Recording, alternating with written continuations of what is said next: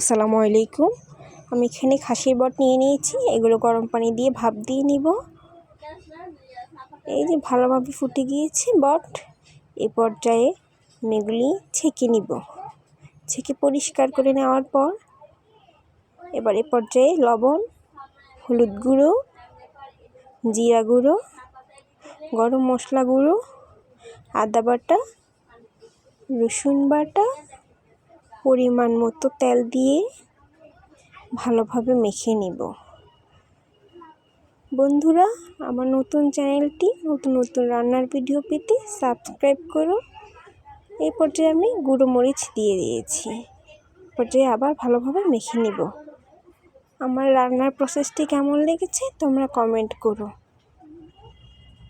আমি সামান্য পানি দিয়ে নিয়েছি, তেজপাতা, দারুচিনি দিয়ে নিয়েছি। এই পর্যায়ে প্যানে ঢেলে নিব। এগুলো জাল করে সিদ্ধ করে নিব। যে সিদ্ধ হয়ে গেল, এবার প্যানে তেল দিয়ে দিব।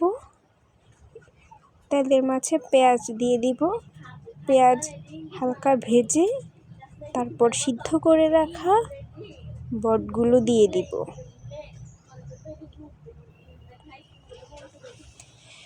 তারপর এভাবে নেড়ে মিক্স করব যতক্ষণ না পর্যন্ত ভাজা ভাজা হয়ে আসবে, ততক্ষণ চুলার আঁচে নাড়তে থাকব।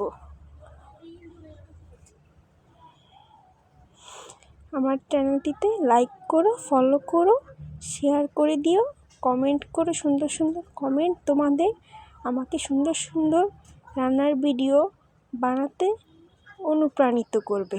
আল্লাহ হাফেজ।